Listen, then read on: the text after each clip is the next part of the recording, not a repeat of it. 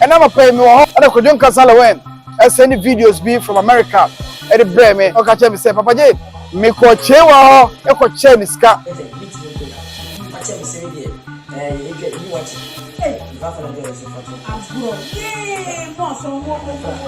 Bongo Ideas. Akwa control say e kuata Kyeiwaa. Oh no ne ra ho. Na Kyeiwaa so ate. Ni amanfo kan say Kyeiwaa ba abrewa. Kyeiwaa ngasa do mo ahwe no fi.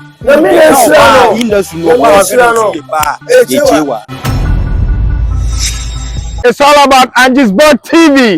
All great people, my show behind Angesboat Multimedia. Me didn't add a fresh boy, Papa J. So, who share me? I try to subscribe, like it.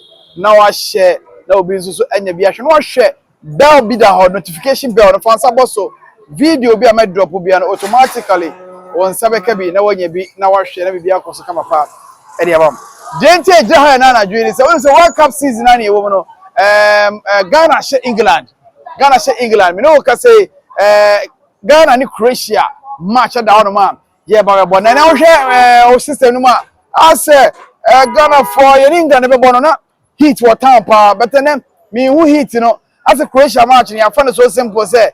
As a Ghana ya share England you know. Yeah, okay or then I don't know. But yani Croatia bar anybody be free mo aba. But then see me no exercise and say and I'm pay me ho. And Kwadwo Nkansah LilWin.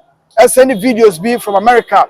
And the brand me no call life me call life no so no ka che me say Papa J we need you know me ko Kyeiwaa ho e ko che ni ska me ko ma Kyeiwaa $500 ska me de Kyeiwaa no nyankopon na ka che me say onye sa kwankire no emfa ma obi no hwe mu hu say no Kyeiwaa wa America enti wo so ko Kyeiwaa sa do na wo say ko omo obi e na Ghana ha na nka nipa na yiska e de akwa legend actors ne actresses no na wo ko che mu ska say be ya Ghana mbe hu yemo boneti ya we match ntino o chaos no Kyeiwaa America dia o so hwe Kyeiwaa na o ko Kyeiwaa de to ko sa Kyeiwaa ko che diska $500 into send video no ebre me na video na Kwadwo Nkansah LilWin e posti ye no me wo commenter about video na say Bongo Ideas akwa control say e kuata Kyeiwaa o no ne ra ho na Kyeiwaa so ate Kyeiwaa no onimu no ye Kyeiwaa hu no sese no na Kyeiwaa so ate afa Kyeiwaa sasa ye kokko na Kyeiwaa no Kyeiwaa ye ni kokko na ko comment na se a ni amanfo kan se Kyeiwaa ba abrewa na Kyeiwaa de na nyese na no tie na me be se wo hwe video no Kwadwo Nkansah LilWin e ko share Kyeiwaa no ye hwe sa video na ye ba me ne Pasco Bengen awo be remu ne adi nkomo kakra ye hwe video ni sisi a Oko share Kyeiwaa o ma Kyeiwaa $500 no. Yen share yen ko hwe video no yen samra sisi a. Me ba se mo ba. Mommy. Mesro, fache mwati. E bon person ni yanko mutu ni se menye sika. Wo akwa na man. Oh, bon nti e bedu ya no ye. Na ya hu ma me legend meet me nkonya. Fache me se we de ekwe hu wache. $500 si fache. Abro. Yay! Mo so mo. Aya die. Waduma so nkoso. Aduma no nkoso enkoso ma wate. Bia be yi kawa. Aye ye kula yi. Na wo kwa chi adun na me ma. Riche bia. Kyeiwaa na mo hu no when was the last time I hu Kyeiwaa? Se ka se Kyeiwaa emma omo bono movie industry no ejene na so pa baako e kuata Kyeiwaa Pasco Brazil kakra life. Kyeiwaa ye ma na agi Kumawood esi wo no Kyeiwaa ka hu bi. Wa bodju papa Pasco. O ka Kyeiwaa they so be anymore. yes Kyeiwaa team movie it's like years or team from part 1 to part 10 part 14 part 20 I want to say series as it Kyeiwaa onye ne yeah maybe back in the days me Kyeiwaa kwa no na akan drama okay say akan drama bi yeah me kare Kyeiwaa me put I'm transform when I saw Kyeiwaa emre I me te Kyeiwaa kwa no nyini no onye girl some movie na quite remember say na ni could be is can you know say the bia Kyeiwaa a businessman na Kyeiwaa se ne kuru kɔ adwuma on mafie ntem yeah it's not how the kuru say saade a ono nso nkɔ adwuma no nso nya fie adwuma na Kyeiwaa kɔ adwuma ha na ɔhu ne ɔyɛ ɔkeka ne mabom santi ne kuru san kɔ adwuma say na de wakɔ adwuma wono say amira na me tepo acho sabu 80s then enti enei so wo akura ta Kyeiwaa na se Kyeiwaa ne swati ana se Kyeiwaa e bɔ abrewa ma ne nya wo se wo mu Kyeiwaa se no hu no way back no David wanyini wa hwe ne ho so yie na kopɔ hyira no me kwa no amafo hu ni se Kyeiwaa anyi no onyiri o mi hu ni se tamo no ne nam Ghana ne banku ni sa ne mane na yare anko ha o ni afa ni dufu sunshi no wa dufu yare anko ha dufu sunshi no wa dufu yare afa no wa draini eti sen cholesterol bi ani ni body eti rana no ay active eti wuti anom wo no papa na udi banku wi fufuo adu 12 am wo yare timenta so wa babro wa to non kasa le kwa share Kyeiwaa no hwede we na Kyeiwaa si he o se me ba o ye very active na ene ahwan no mo age Kyeiwaa age no Kyeiwaa o bu 60 years ko 70 years na shira no still no what they active Pasco man ka se bi Kyeiwaa age awanya no de two kwan ko America no say ka movie industry no oh very good structures and ka Kyeiwaa djuma wa bo e movie industry no want to find that I'm telling you Kyeiwaa started from a can drama obey concert party and obey Kumawood nyene minimum oba bia na age ti say Kyeiwaa or active better a Kyeiwaa e industry we nyene minim hwan na bego ni din ebi mu atry rascal na kon busa rascal on kan tell obienu a oba Kyeiwaa onyana ene industry we mu a also active better e Kyeiwaa e kuata Kyeiwaa ene Kyeiwaa na ma bebe nu so e be ifo because of beyero how Kyeiwaa say handle beyero how Kyeiwaa esi ye beyero no amane be ye real amane be ye lively ama Ghana for ni bebe ni say Kyeiwaa da so ye beyero ada so e be from so wo se makumo be ma me Kwadwo me do ase be ma oya bie e tra me no wo wie me ye na ho abi bi kunu me na me din sagra wasi ni yam na madane ponko madane ponko ne so na metena na metu na me di akwadidi Bongo Ideas video post picture post here o ko ya se a ebi mo say hey no nim say Kyeiwaa real life for e be ifo because only the character ni ye emo bia hu say yes say ye na be ye etie acting no Kyeiwaa star no acting nya bro or you talented na ko on the channel na me the brain no the fiso no the brain no the sense Kyeiwaa wo dia ma papa ye ninti ena Kyeiwaa any opportunity ko sha America Kyeiwaa ye adwuma Kyeiwaa video ya he o se uniform o wo adwuma o le LilWin category no for the bag asen ne ko ho a oko na nka industry no e papa o so be pa bra say industry no ye good and I papa na nkasika wom na mu oda rascal mo ka Kyeiwaa dia kwantu here bra dia kwantu here Kwadwo Nkansah LilWin for America rascal bra oh ye industry come no na motenya fa bibia to che ye di come ekwata Kyeiwaa wo say Kwadwo Nkansah LilWin for America no wakwa come no $500 yeah na Ghana for say omu Kyeiwaa babrewa Kyeiwaa swate na Ghana nyese na ote na wasesa and I'm say munim kwata Kyeiwaa from way back and I won in neya ka Kyeiwaa kwa hwene husu yi na industry e rascal Kyeiwaa office industry na nke papa na musika structures wo ho na wo ye adwuma na ko adwuma tibi di ho a ka Kyeiwaa betu kwan e so do that so way no rascal tennis you be bam can say who say Kyeiwaa Nkansah do no ahwe no so you na me industry no ba ahwe no so pa Kyeiwaa because o de o hwe maame no hwe o de hwe Saturday, 2006, now black and white TV. Yes. Now color TV. Current year, grand, he said, those here. And if you are crowd, that's all show who see ya. Who said, who you crowd, who said, I say Kyeiwaa Babawa instead of sitting on Ghana and our phone and we lose weight. Also our phone we lose weight. Kyeiwaa when you yeah Kyeiwaa moving I'm now you yes. Why no me who Kyeiwaa that was 80 so. Some movie can make Latogen planet. Latogen planet. Phone banku kwan no to for. Let me busa say. Patience also call Nigeria. Huh? Mama no, yes, but Nigeria won your papa movie industry. Also on two quite and I want to crowd and crash still now. Who know a young yes, because what I don't see. So what dreaming? It's a no colossus, no media. Why on Pesa no more. The movie industry, Obi Boni Poem. One of one poem. Some movie industry, Mwani. Now is a good. And we are Kyeiwaa Beko. I don't want to and Panifone di movie in any no, a binom, no more. Because I'm more players now, what I say. And I quite a Yankoponam in the Sony YouTuber, a Cabaneza Munina, who said, don't much be able to say, yes, what I say. And another woman will be crowded to Mazabia, Kumawood, YouTube near the idea. Yeah. And I don't know my cousin. Yet a Ghana, I say, much mama telling novelas. And then penny for a team more thing. I dear Diao.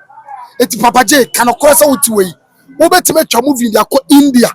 I'm a India TV. India TV to catch a crowd. Ghana near India. Ghana near say the India Casa Shawan. It was so now. Oh, Papa J. Industry not say. I'm an a creator Kyeiwaa. Etimia do America. Yeah, Juma. Industry not say. I'm a Busapeni Judas. Eti Busapeni Judas ko say America. Ne papa wiye kwa wantimi ama. Because onya niama oba obere no wan say akọ. Ekombe kuno. Industry way me say amafo be twesinya ye mobo. As enkenye sini no mutwa ya. Enkombe live better life. The way I almost see Kyeiwaa asem no. Enti amam na eye me ya me kase ne no. Your man for me ye movies wa Ghana ha. Omo entertaining call for in the movie industry. I'm for pomfrey omo banga. I'm for free omo offices ah. Go for free parliament ah. Go for free omo churches ah. And go for free omo kwanto mba. Go for to kwanto ma. Omo share some for entertaining omo. As some go for some of them died like wretched. Who wretched. Ultimate Kobe years not tent about Kuna so not table the lasers as so on give you on TV. As no what TV so what graphic you you're publishing all around over the country. We're hitting Alabastam. Alabastam. I said she was the first. Not that Kyosu. Emmanuel Lama at a point in time. I see Jessica Coman Papano or a just a man of content. No, okay. Emmanuel Lama. Hey, Pasco. Jessica need a quacoshano. Why George Nancy? Ever suye. Joe di kwada onya na nse no di babia Vivian Joe ene salon komo agigi skaka ma sacrifice so am o man o tuma pa George abaye in the movie industry ni atem sika twitwidie blasters for bobo just 25 minutes ni e show mo back se atem sika kase komo Pasco ana hwehwani mu na e kan ana omu hu o koka omu seska for no omu chomu sika nyina nso mbeba be e say ye adwuma e entertaining Ghana ye ka say entertainment sports can who be musicians can who be movie makers can who be yes she is carrying na e sports for she bosha can say the blasters she appearance fear the blasters and to che your entertainers or more Ghana ma say boy ni wa ukofia we enjoy show mo on YouTube show mo on TikTok show mo TV so to CDs to cassette it's you mo new stretches be a boss uncle for so at the end of the day now my broken heart crow mum ko to dwem no Kyeiwaa comment no me temper say free cost no hear me ya ye entertain ye must ye entertainers no ehun say adwuma we dachi wom enem podo mo kasa mo ne abre o aka beneza mo Kwadwo Nkansah LilWin mo afa ways and means bi e de ye niam e de ma adwuma na aye attractive na ma brown mo ya dom Vivian Jebo Emilia Bobe mo ye niam bi e de show niam de aye den ama adwuma na be attractive for niam wo mo ya senya de o ekwata Kyeiwaa say nya America e na okoya ka office ekwata Kyeiwaa nkotika na hanuman ka bo bi nche dewe ka bo bi a chenare ebusapani Judas oya de shie o santo free mu Judas na siniponya bi ntwa nyame na boy Judas e no nya America e no ko share ya enka Judas Africa bo bi a chenare o de Ghana here de man 10 billion a month so me twa movie o ma bi he when say Kyeiwaa ba Ghana o ba Ghana I think say 2 years ago ebe redeem movie industry say emu year na nkwasa ye de aka obaye ono obaye adwuma 1 or 2 no so no da bi so because what tranka na ha yesini sama ni ba che no na Kyeiwaa movie pa no ko America no say minim say ka adwuma na oye but so tranka na ko mede no mesese dumo ye bi they are fighting, they are trying their best but kuni ko tie o problems o mo fam nye easy o abane mo industry no la o ya he da wa o see this kabiaba e de ma Kumawood movie industry say o mo che sense kwa what's about ko say and what's about ko say industry mu nya akono biom enya akono and you musician no one near shata wale mu fight for other musicians fight say niam ma industry enya kamana come there be do no do I come si be si atew no keep on telling sakwa say give up and see na musician comes adeo musician comes adeo what's that ko bi ama obi o that's how to afọ what I say it be Kyeiwaa comment no e me ya na me use irade se ma mi be na me no boy siki di nkomo obasi ka tell papa je be me amadri ni we say ka be adwuma bi mo o say ka ban na hwe yen pa George nom kin abaji brema kin abaji brenya e yare dadem kokuchu mesi papa we acting for years enya stroke and ni pa de call de come bibia say papa enya bibia as when the blaster boy just work up like a risika ye pia mo Mr. Chuma promises I dey mo Kumase yonko some movie no Kumase yonko ne nyina me sha mani time gisa Kumase yonko Adam hwe na yi ana mo fo hwe na me ra wonam simu nyina movie ni that's how it is man mo pay attention to the legends no mo bo movie industry ni jana na so no yen pay attention to omo yen hwehwe omo na ko se kwata Kyeiwaa se ka industry mu ye kama ene ho structure sa e ka djuma Kyeiwaa ye organa ha nyina achi no e ka ne Kyeiwaa odidi na djuma ho odidi na djuma ho beble ponkosi no mtwitwe o nye omo panu no ba obetena hanom na comedy ndi obako eno ko America ko twitwe ponkosi beble omo twitwe ponkosi ba obetena hanom pa na comedy ndi obako twitwe ponkosi anya Kwadwo Nkansah LilWin wa ya de so ko yempo no wotwe ko ye Kyeiwaa wasa money ska $500 Kyeiwaa nje no fan tonsuo enom oboma me number so se ma me na djuma wo be ye no kan ha no e na aboa apevu we ama movie industry no e be obi edodu no eja ko ma djuma ma be ye akobatu nyuma ma ye e eja ko nya politics a enka ja ko wai ko industry na say it is one for one ko che ba bia mpe bibia ni a akobatu ne na mama brown America enka uche ska no akọhwe o mu see I'm telling you akrobeto na mama brana pa George ka America ska no akọhwe o America pa George nko ya ano hwasene ga enka oba beto ade enka ni papu na oma ba be you super odi bu be ye adwuma wo at the point in time died mysteriously man oma ye mobo and you use how word no mo de onko to me so no minister wa hiti the but who you see go word on me so no chai areho ekwata Kyeiwaa wa woni no hwe no husu ye o because me kind me put can drama that time dachi group I can drama ne Kyeiwaa ye huru kwa no nya akwara o no nyini na se nei Kyeiwaa active no da so ti ase no America no ye adwuma wo si Kyeiwaa na wa say na wa say share mu ni bi aba Nyankopon atia na ma ne wa de no mumpe o Kyeiwaa na wa ye kokko Kyeiwaa te Ghana onye nipa tuntum ye nim Kyeiwaa na wa ye kokko yes Kyeiwaa awon kire ma nipa ti ye tuntum me Kyeiwaa ye ba tonkum papa no asa no e na Kyeiwaa ye adwuma mo de se muto afo Kyeiwaa Katare Pa George Kwadwo Nkansah LilWin ene Salinko ye adwuma e produce movie ni title Mensa Brampa papa Kumase na lead character that time no Kyeiwaa nipa tuntum asema make way back in 2008 in America no Kyeiwaa kokko na so papa je we kokko o kwa America what the best sam me fresh I'm telling you it you try for ya do church mo ti do yes sir no yes stakeholders ni say mumma industry ni enya attractive because your legends no be industry we no omo na gina mu ama industry be do sabre ene aye bobo omo nyina ye mobo ebi hye dem a eduro ko omo tanyu ko munya inso ko omo num ko munya areho bro si e kase ye komu a areho Sunday ye so that frame so okwa donation odini birthday last week okwa donation ko pe omo a na say ye ko papa Godfrey Poku o se nani ohuna de o se de ko chere niama what I say papa Japo nana po o se de obedi kura onya ko chere niama mami ase mami bi ana ono so ne na o yesini na nse grace o ma abo Dabi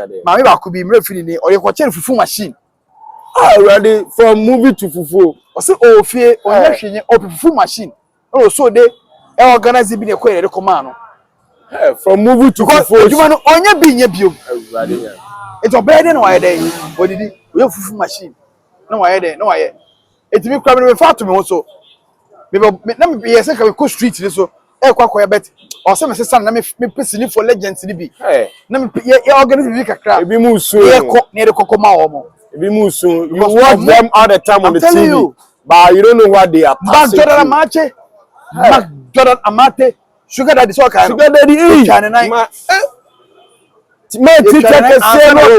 yes wow do be twade nan a movie industry mu a wo mo na scooter industry no from so sabe do baby nay e scooter mu a structures na ya hye mo pegu a ma o mu nti they didn't enjoy omunya fame no but omunya the sika they got the fame but they didn't get the cash but omo bu so wo wan fa nya omo kra na ometimi de aye omo mo ma so mo abuso ometimi aye omo papa sugar that Titi I taxi driver taxi papa taxi on Master Richard enyo taxi driver no papa no edu baby no do obedi kwa no nya eso obeye superstar on TV ebe gidi di o TV so Ghana ha eso do baby no Titi to first day na do obedi kwa na head am adan in the industry a ekuta Ghana ene obi no bedi ka me say one show movie e Ghana so one show movie o Ghana sports na mo ye no Ghana no e season o ni podo do sports this time no omo no so che omo show movie enti ne Kwadwo Nkansah LilWin tisi abonte a akwara ye nwo no na Kwadwo Nkansah na atekra no akwara wo se LilWin ni enwo no enso se LilWin akwara onim doc like kwaro na won hwe ni movie da go wo say like it and na kwaro magba wo se magba ni enso ta ni enwo no it tells you how powerful the movie industry is na so akosi say ene bebe tutu kwa kwatra bochire Isaac Amakonya tutu kwa kwatra bochire mutima Ghana because oba dey obedi oni anya dia ekombe kuye because wo ekohwini ndonya chance ko sha bochire na wa dem na waka ho mama ekwata chewa nyame shaw ihu mani age sanka wote Ghana hanu ma wa babre wa kwa mama ne dem mi hu ni bia me sada so ne nan me so ne nan be sira me adwuma chewa ye na ewo ni mu no it's so easy yakopon sada de ba actress up to now emesu obesu ema ye ni nya dia obeye ema nya concert comedy obeye ema ye ntia tia ye na bia obeye onye beye kwade na sekra ona ma beye movie wow beye very attractive amfo say no who chewa ko so oye beye for Kwadwo Nkansah LilWin why are so ko sha Kyeiwaa o ma Ghana fo hu Kyeiwaa why na wo Bongo Ideas ne de wo nsem ya beka bia na mfa kwan So when you chewa who saw ya akora Bongo Ideas no saw ya akora. Ono so small boy oni ne ekọ. So when you chewa kabaka say hey mama we hwe no so ye o. But me who chewa na way back in 80s. 80s so ni ehwe dachi group akan drama. Osofo Dazi. Obra. Obra group. Me rana Dachi group. And Osofo Dazi. Chewa no Dachi group. Dachi yeah.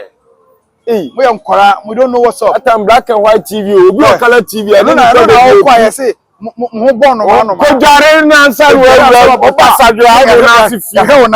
Onasi Caesar type C. Kwadwo all the legends. Those who are gone and those who are alive. Santo Magdalena Amate Tofroste Titi Bebre Okasebo so Dr. Like Papa yeah Wizi Empire Salinko Oboisiki Foku Checheku Obia everybody is doing 16 guys hey take what Louis Savage everybody Mark Brown everybody is doing Raske everybody Majid Michel Yvonne Nelson Nyamisha everybody is doing Ghana. Saboka se mo di Ghana chia ka mo je adwuma ne ye. Keep on doing what you're doing. Stretches bia no edi ma mo. Keep on doing what you're doing. Insurance papa bia no edi ma mo. Nyankopon be hira wo mu nyina. Producers bebre. I want to make any geo. So Kesafo Venus Films, Miracle Films, Clear Pictures, Karimode. Hey. Oh, Jeep Sharp Productions. Hey. Yeah, Chacha my idea. Mona mama Nyankopon. Who's director be say Miracle Films. Director be say Jackson Keben too. That Kwadwo Muhammad director. Directors bebre legendary directors no near count. Directors are omo ye adwuma we industry we no. Omo di ne boy. Directors be to say oh my Miracle bebre, but Asadam Kuma Miracle Films for holding the Kumawood movie down. Yeah. I'm gonna be attractive. Otim ko Nigeria ko for artist number. Peace and love no. Nyamisha mu nyina down for BA. The late down for BA. Nyamisha mu chale ye body na bebre. Aban no hye ne ma for mo. Na mu nya se mu tem sika. E do support niama. O metime ye adwuma ka support musika. Amu sika ene. Mu se Mr. Ibrahim Hama.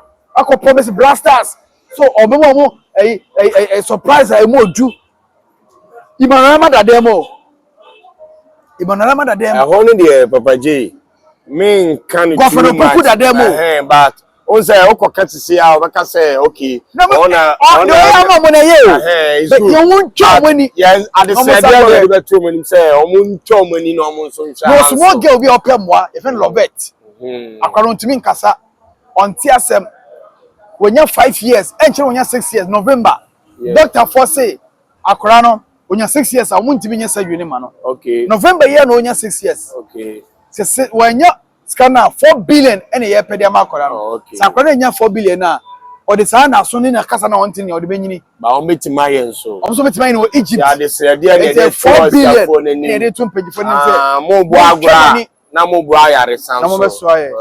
Nyamisha obi a mo fa nche say na me kasa akoso mo fa nche because I say no crack but sometimes I say yeah face ya Nyamisha obi a ochira Ghana Black Stars yegina kono ye ni Croatia ye be qualify ni akwa akoso 1-0 ye be Croatia 1-0 na me predict that me so predict 1-0 wallahi but as a producer oh boy editor ana jiga so jira chire e bia akoso kama e de amaye hi Angesboat Multimedia me the fresh papa je na me pass come back Kajiri family Kajiri onu na ye wota sajo Kyeiwaa Angesboat TV Kajiri